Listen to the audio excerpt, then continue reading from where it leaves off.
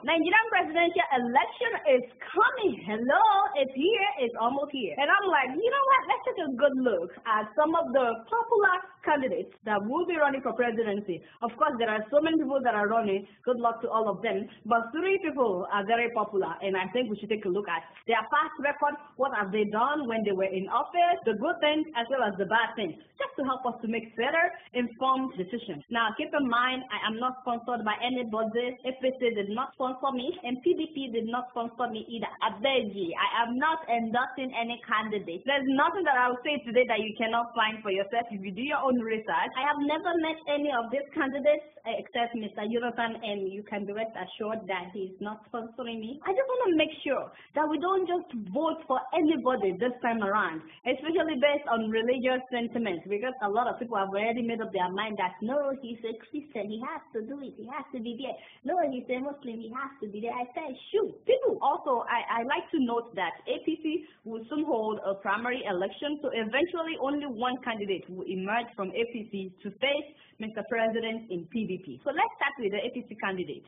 First of all, meet former Vice President Atiku Abubakar. He's 67 years old. He married 5 wives and divorced one of them so that he would have 4 wives. So now he has 4 wives, and he has 30 children. He was Vice President for 8 years, and here are some good things that he did. Atiku is one of the key founders of PDP, the People's Democratic Party, which is now the biggest political party in Africa. And this PDP was actually the one that brought Obasanjo out of prison and made him a presidential candidate. So a lot of people believe that without Atiku, there wouldn't have been PDP. So that's one good thing that he did. And as a vice president, he introduced a number of initiatives, such as the National Poverty Eradication Program, NAPEP. It has failed now, but he introduced it. And also, he was part of the formation of Universal Basic Education Program. And then he also organized an industrial roundtable, and he advocated for the revival of education in northern Nigeria. Atiku also founded American University of Nigeria. It's a very good university, and recently he gave scholarships to some of the Chibok girls that escaped Boko Haram. Unfortunately, I couldn't find many good things that Atiku did when he was vice president, so I'm not being partial if I say more of the good things that other people have done. Is just because that's all that I could find about him. Now let's talk about the not so good things about Atiku. There are more than a dozen counts of corruption charges against him. Just keep in mind that Atiku has denied all these charges. He says that they are all politically motivated by the former president Olusegun Obasanjo through the EFCC. Now, some of the charges include embezzlement of public funds as well as money laundering. There was a time Atiku and one of his wives, Jennifer Douglas Atiku, were accused of laundering more than $40 million, Nigeria's money, to the U.S. He's also been accused of diverting about $125 million of public funds into private projects. There was also a time that he was accused of diverting $6 million from the Special Petroleum Fund that was directly under his supervision at that time into Highgate Company in Louisville, Kentucky. And as a matter of fact, a U.S. congressman that was involved in that case has been sentenced to 13 years in prison. The man is in prison right now. Now, there are allegations that he received more than $4.6 million in bribes from the German company called Siemens. The FBI also raided the house of Atiku in Maryland, and his wife fled to Nigeria. Now, Atiku was never officially indicted for these crimes, both in Nigeria or the U.S., and he has denied it several times, but people are saying that these things are true. Now, Atiku has a $1 million house in Potomac in Maryland, which he has abandoned since the issue of his corruption case in the U.S. Surfaced. Now, the next person on the list, also representing APC, is the former military head of state, Major General Muhammadu Buhari. He is 71 years old, and his first wife passed away in 2006. He's presently married to 1 wife and now has 7 children. Now, I found out so many things about Buhari that I'm hoping that you guys will bear with me. It's a lot. Now, before Muhammadu Buhari took over power, Shagari's administration was known for extreme corruption, waste of resources, mismanagement, and lack of sanitation. Corruption was celebrated at that time, just like it is today, and we were having religious and political violence. Now, Buhari took over power in a military coup on December 31st of 1983, and he was in power for less than 2 years. Now, here are some good things that Buhari did. Him and his chief of general staff of the time, Tunde Ibiagbon, originally from Ilorin, Kwara State, both of them, they arrested so many corrupt politicians. In fact, I heard that they arrested hundreds of corrupt officials, and they put them all in prison. Many ministers were convicted in military courts and jailed. Everybody that had questionable wealth at that time became afraid to show it off because there was zero tolerance for corruption. Buhari also launched the famous war against indiscipline, which means zero tolerance for indiscipline in Nigeria. So it became a crime at that time for people to rush into buses. If anybody tried to rush in the bus, soldiers would be there to beat them up. So people were forced to start lining up. Nigerians became orderly. Nobody could cut lines, even in banks. So everything became first come, first serve. It's not a matter of who you know. And everybody obeyed traffic laws. No one was allowed to drive on the wrong side of the road. Students were forbidden from cheating. Sellers were prevented from suddenly raising the price of commodity in order to make quick gains. Showing up late for work was no longer accepted. Everyone was getting to work on time. In fact, neglecting your children also became a crime at that time. Buhari and Idi Agbon also introduced the famous environmental sanitation, so it became a crime to litter in public places and all the parks had to be clean. It paid up all our debts. Nigeria had no debt whatsoever. In fact, during his time, inflation rate came down from 23% to 5%. The Nigerian naira was so strong at that time. Also, drug trafficking was minimal during Buhari's time because Buhari was actually executing drug dealers. Now, before becoming the head of state, from 1976 to 78, he was the petroleum minister under President Obasanjo. Buhari was also the head of the NNPC when it was first created. At that time, Buhari built 3 oil refineries, one in Port Harcourt, one in Warri, and one in Kaduna. Nigeria was refining our own oil. We were not exporting our oil to refine, and we were exporting fuel. Buhari also masterminded the construction of 20 oil depots throughout Nigeria, laying over 3,200 kilometers of pipelines.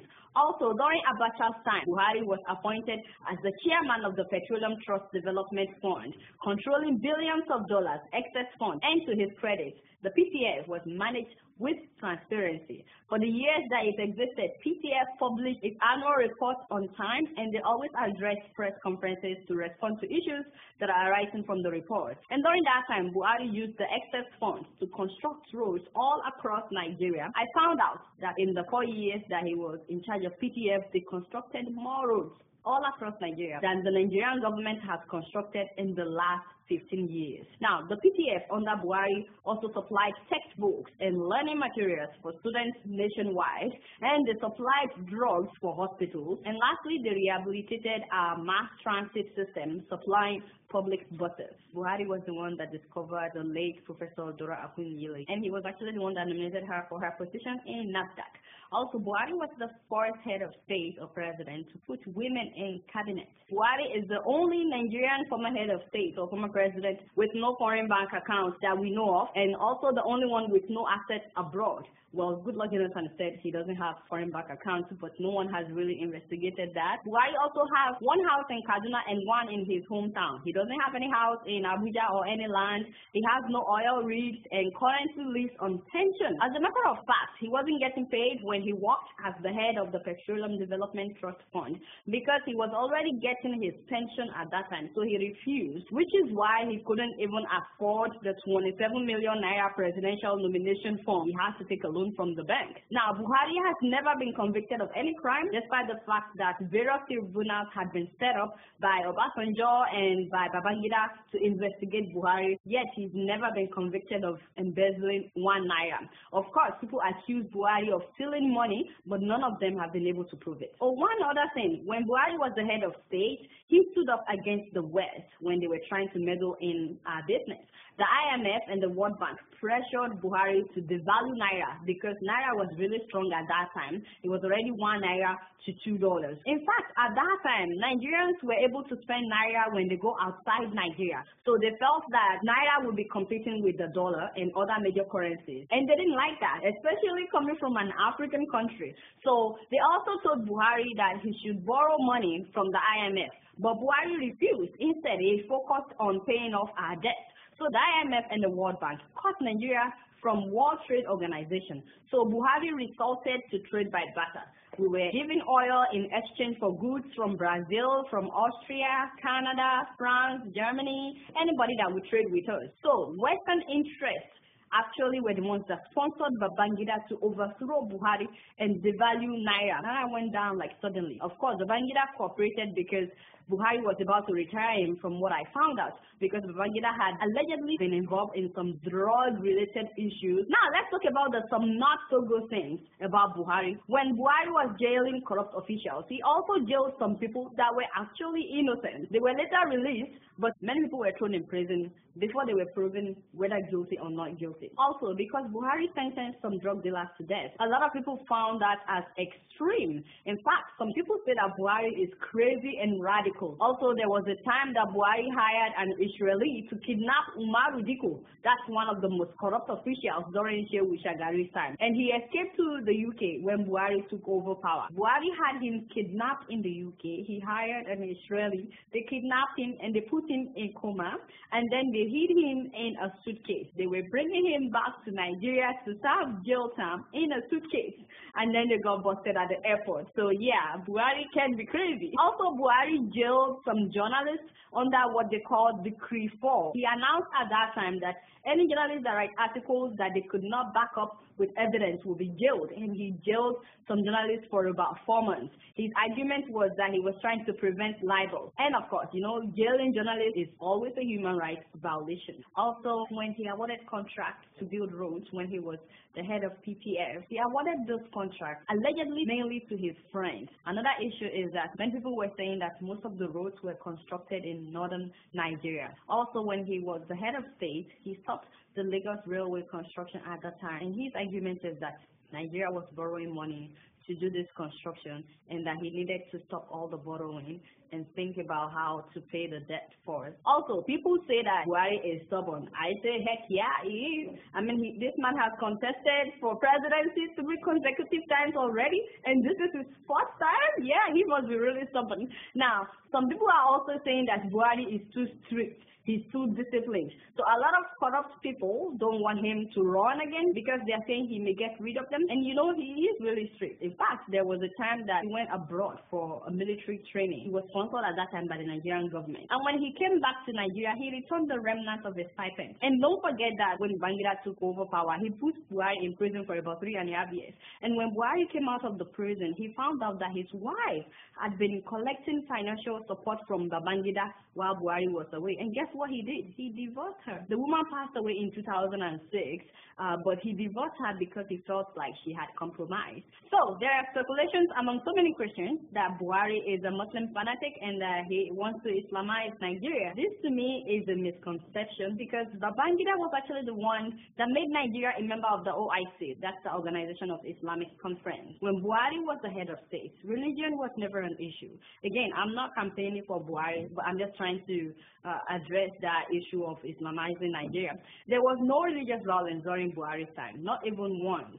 Him and his vice president at that time, Idi Agbon, they were both Muslims. Yes, they did not Islamize Nigeria. He actually had a Christian running mate in 2011. That was Pastor Tunde Bakari. And I know that his personal driver of 10 years is a Christian, as well as his cook. Let's take a look at the third candidate representing PDP. That's His Excellency, Dr. Goodluck Ebele Jonathan. He is 56 years old, and he has 1 wife and 2 children. Jonathan had been a deputy governor, as well as a governor, a vice president, before becoming the president. He's been in power for almost 6 years now. He served the remaining 2 years that Yaradua was supposed to serve, and he's now going to complete his 4th year in office, making 6 years.